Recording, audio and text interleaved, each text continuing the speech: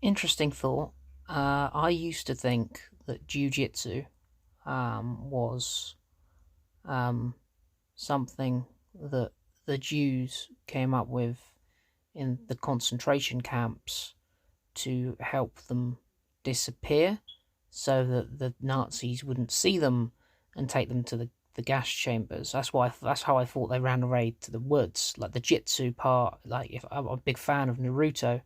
So when I first heard of jiu-jitsu, I was like, oh my god, they're obviously able to summon things or disappear and become invisible. And that's how they ran away from, some of them ran away from concentration camps.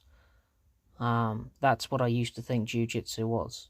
I thought that's why they called Jewish people sneaky, because they used their jitsu to sneak away.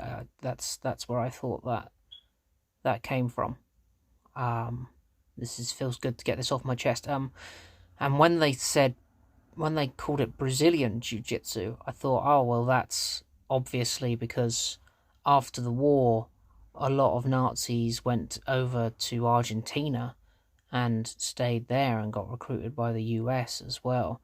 And while they were in Argentina, they were going into Brazil and giving the population in Brazil a hard time. So what happened was the Brazilians heard about jiu-jitsu, the invisibility that they could do, and because the Jews could go invisible, the Brazilians decided that they would try it too, but they wanted to pay homage to the Jews for coming up with this. So they called it Brazilian Jiu-Jitsu. And the what happened was is that they heard about it, and then the Jews sent down a representative of Holocaust survivors, and then what happened was they started teaching the Brazilians how to do this jiu-jitsu, um, and that's what happened.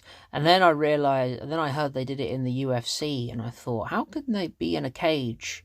I mean, obviously it'd be a good way to get out of a cage if they could turn invisible, but surely that's not allowed in a cage where one fighter can do jiu-jitsu, turn invisible, and then jump on behind the other fighter and choke them out.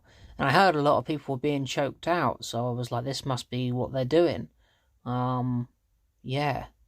But now I know it's just kind of wrestling. Yeah. The things you learn, eh?